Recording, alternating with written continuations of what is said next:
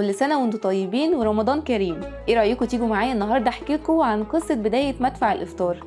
كان يا مكان في سالف العصر والأوان في أول يوم من أيام رمضان سنة 859 هجريا، وبيقال إن سنة 865 هجريا في العصر المملوكي. كان في الفترة دي الوالي المملوكي خوشقدم جاله مدفع هدية من صاحب مصنع ألماني، فأمر بتجربته، وتصادف وقت ما هما بيجربوه مع وقت غروب الشمس وقت الإفطار عند المسلمين.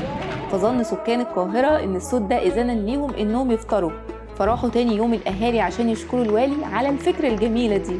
فلما عرف الوالي الحكاية اللي حصلت أعجب بيها، وأمر إن في أيام رمضان يتم إطلاق مدفع الإفطار مرتين يوميا، عند وقت المغرب وقت الإفطار ووقت الفجر وقت السحور.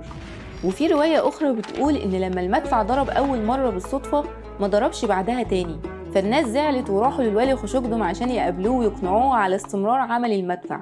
فما لقوش الوالي ولقوا مراته الحاجة فاطمة، فحكوا لها القصة وطلبوا منها إنها توصل طلبهم للسلطان. وبالفعل نقلت طلبهم للسلطان ورحب بيه جدا ووافق عليه، وعشان كده الأهالي أطلقوا اسم الحاجة فاطمة على المدفع. وبرضه من الروايات الشهيرة إن والي مصر محمد علي الكبير كان اشترى عدد كبير من المدافع الحربية الحديثة في إطار خطته لبناء جيش مصري قوي. وفي يوم من أيام شهر رمضان كانوا بيقوموا بالاستعداد لإطلاق أحد هذه المدافع، فانطلق صوت المدفع في نفس لحظة غروب الشمس وأذان المغرب من فوق قلعة محمد علي، وتصور الناس إن ده تقليد جديد خلال شهر رمضان. ونفس الحال الناس راحت للوالي يطلبوا منه إن يستمر إطلاق المدفع وقت الإفطار والسحور، فوافق محمد علي باشا وتحول إطلاق المدفع بالذخيرة الحية مرتين يوميا في شهر رمضان، وما توقفش غير خلال فترات الحروب العالمية.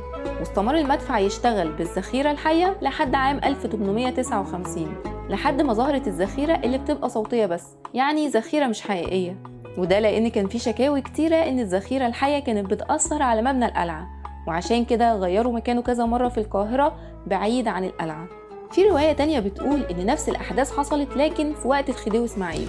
لكن برغم تعدد الروايات كل القصص بتتفق على إن القاهرة كانت أول مدينة بينطلق فيها مدفع رمضان، وبعد كده بدأت الفكرة تنتشر في أقطار الشام، القدس ودمشق وباقي مدن الشام، وبعدها في بغداد في أواخر القرن التاسع عشر، وبعدها انتقل إلى مدينة الكويت، وكان أول مدفع للكويت في عهد الشيخ مبارك الصباح سنة 1907، وبعد كده انتقل إلى باقي مدن الخليج قبل عصر النفط، وبعدها إلى اليمن والسودان ودول غرب أفريقيا وباقي الدول الإسلامية.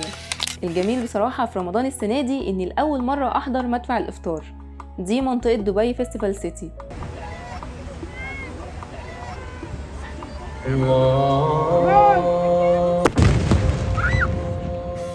اتفاجئت بجد إن صوت المدفع أعلى بكتير جدا مما كنت أتخيل، بس بصراحة التجربة كانت حلوة جدا.